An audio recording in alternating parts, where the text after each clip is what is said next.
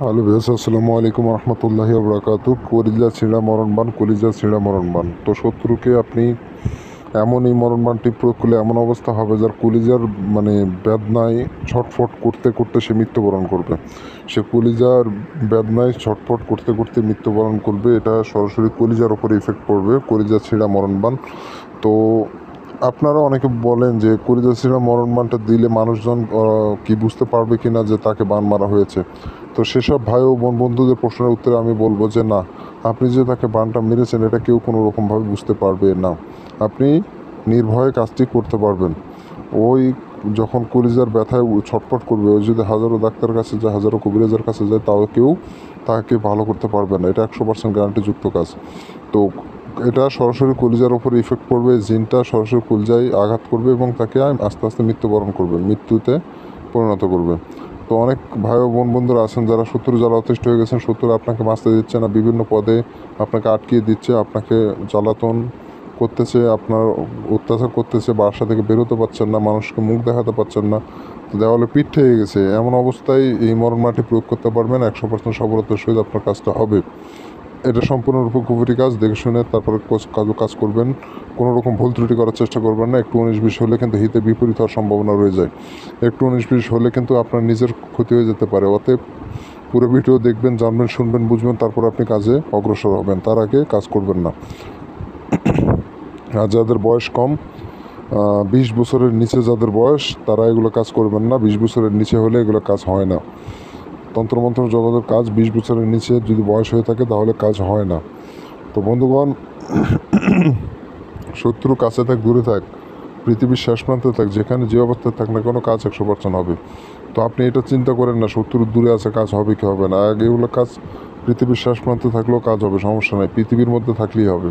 তো বন্ধুগণ, আমার চ্যানেলে নতুন এসে থাকলে অবশ্যই চ্যানেলটি সাবস্ক্রাইব করে পাশে থাকা বেল আইকনে ক্লিক দিয়ে অল নোটিফিকেশন অন করবেন। এতে করে পরবর্তী সব নতুন নতুন ভিডিওগুলো দেখতে পারবেন সবার আগে।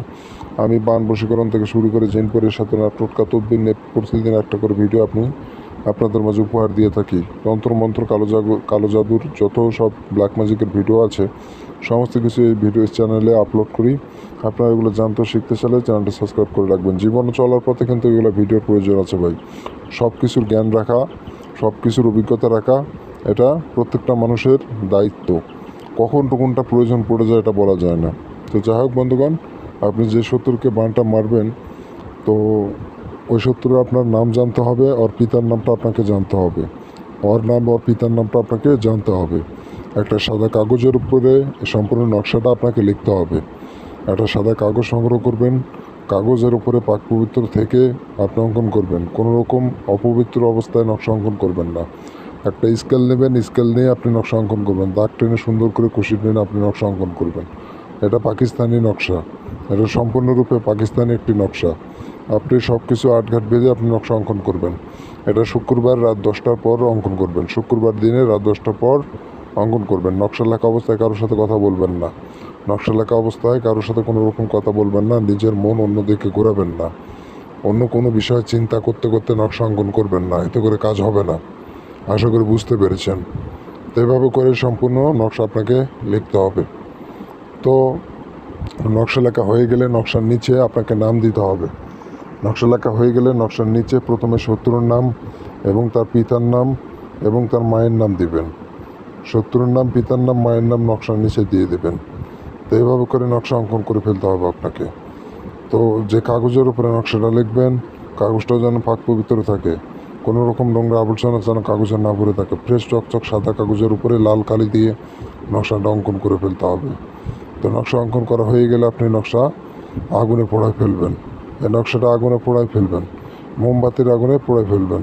একটা মোমবাতি বাজার থেকে কিনে নিয়ে আসবেন, আগিয়ে নিয়ে এসে রেখে দেবেন। সেই মোমবাতিতে আগুন ধরাবেন, ওই মোমবাতির উপরে নকশা ধরবেন, নকশা পুরো ছাই করে দিবেন। নকশার কোনো অংশ পুড়তে যেন বাদ না থাকে, সম্পূর্ণ নকশা পুরো ছাই বানাই দিবেন। আপনাকে এটুকু কাজ করে রাখবেন, মাত্র 3টা দিন